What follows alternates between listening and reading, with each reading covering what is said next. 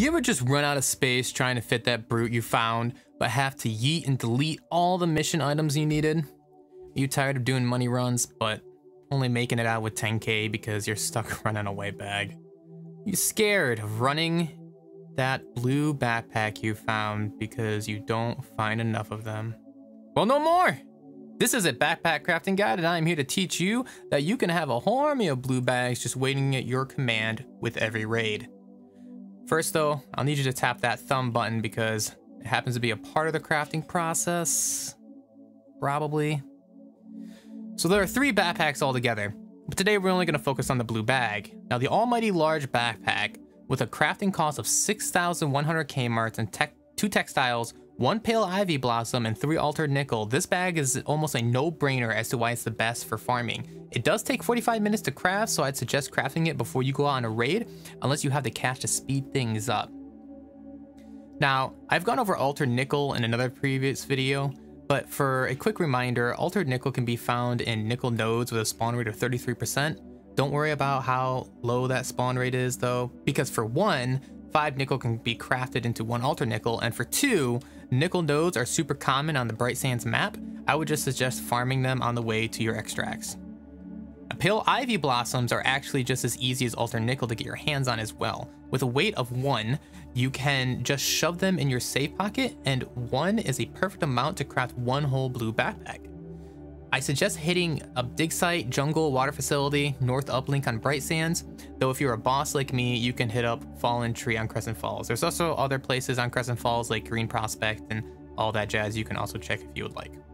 Now, textiles are a little iffy, but not that much. You can usually find them in most residential areas on Crescent, including lots in Favela, or little towns in Crescent, though you can also find them on Bright Sands, though it's gonna be a little tougher because they're not as common on Bright Sands for some reason. It might be because there's not a lot of residential areas in Bright Sands. Com server room is a good place to look though. Jungle and East Collection if you do decide to go to Bright Sands or you're in the area anyways. Again though, I'd go to Crescent for these little textiles for sure. Now let me show you all an actual run so you guys can see what it actually takes to craft just 1 of these blue backpacks. All right, everyone, I am dropping here in Swamp. The video is in like 4 times or something like that. Maybe it's 2 times. I don't know. I forgot. But anyways, I'm running here in rock pools because I fell down near rock pools. So I'm gonna go ahead and I'm gonna mine some nickel nodes. As you can see here, I'm checking my surroundings and I'm going for my first nickel node right now. Boom, 1 nickel, 2 nickel, 3 nickel, 4 nickel, 5 nickel, and then an altered nickel, and then 6 nickel. Now remember, 5 regular nickel turn into 1 altered nickel because you can craft that back at the station. So it's perfectly fine if all you find is regular nickel. Perfectly fine. I run into a guy here, so I skip it. I kill him and then I search in those lockers. Remember, lockers, textiles spawn at lockers, so it's very important that you try to check those.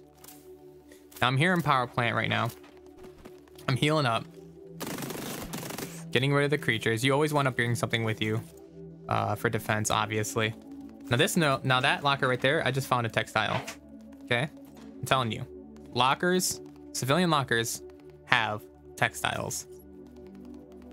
Now I'm also going ahead and I'm running around making sure that they're not anywhere else either.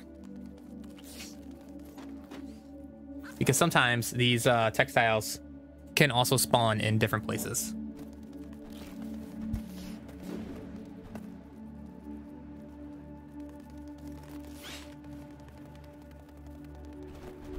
Now right now I'm running the base camp. I'm checking base camp.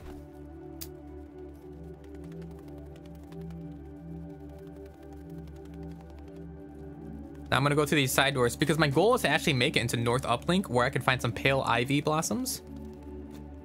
But just in case, I'm gonna go through base camp just to see if I could find a textile lying around anywhere. But I don't think I do. I know there is lockers up here, so I'm gonna check these lockers up here. They could be spawning around it. Unfortunately, no textile, but that's okay. I'm gonna go straight to North Uplink.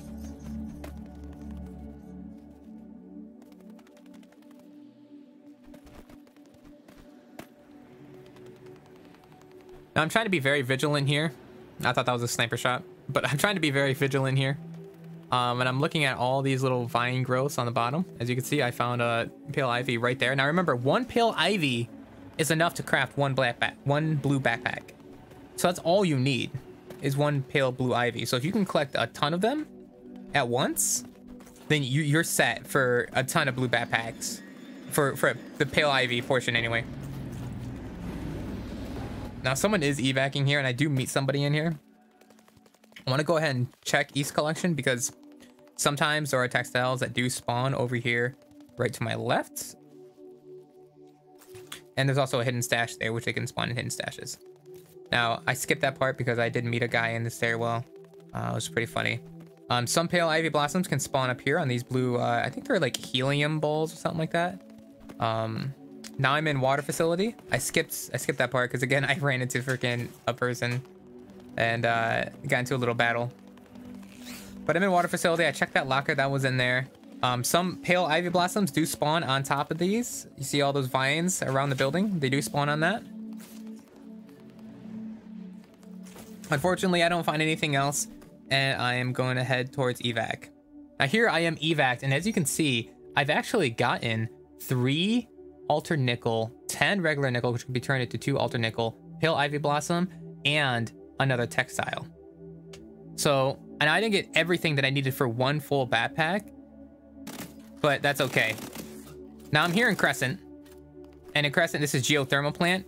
I'm checking lockers, geothermal plant. I do end up finding 1 textile there. This video is also in 4 times as well.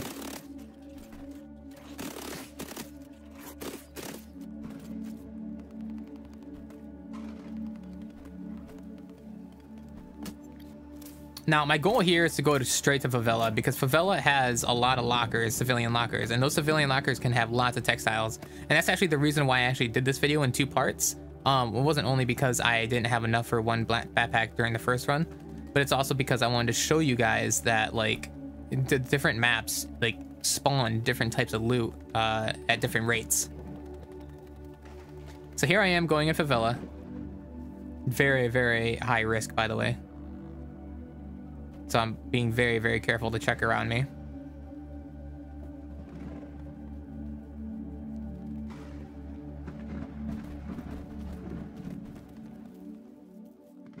Found some ammo on the ground. I need that for my weapon.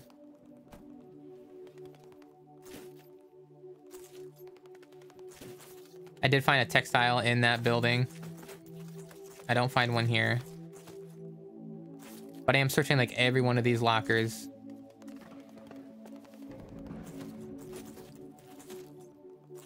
Now, unfortunately, this was already looted, but I still ended up finding textile here.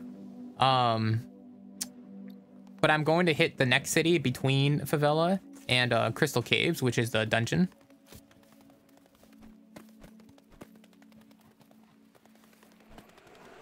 I'm gonna go through the cave system here.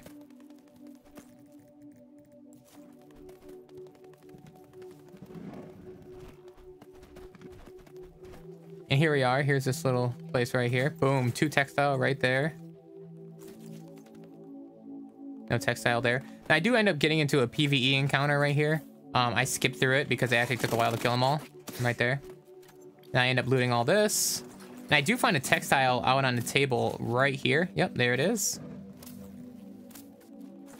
Some shard slicers. As you can see, the loot is way different on Crescent than it is Bright Sands, 100%. Don't be afraid to run Crescent. There's no reason to fear it at all. There's a textile that was just sitting there.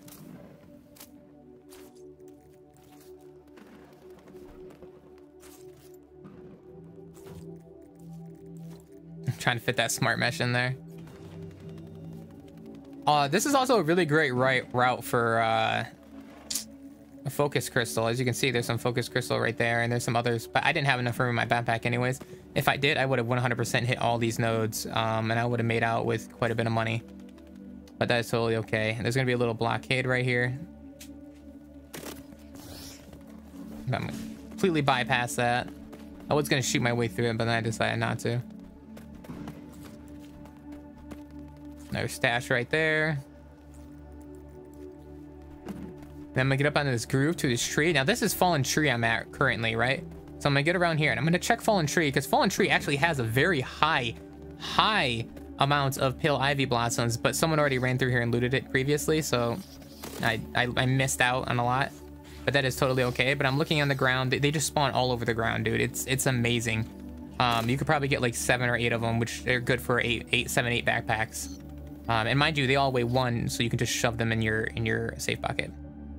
So I went ahead and evac. As you can see, I got 5 textiles during the entire run, and I got 1 altered nickel. It's actually 5 nickel, but I'm going to turn it into an altered nickel. Does that, so when I combine the crescent run and the bright sands run together, I'll have enough materials to go ahead and craft that blue backpack. It's going to take me 47 minutes, so I'm going to go ahead and I'm going to shove it in to the crafting station and start her up, and then go into another raid, maybe collect some more resources, so that way by the time I get back, I'll have a new blue backpack, and I'll have enough resources to craft another blue backpack, and then I can go back out and use that blue backpack to go resource farming.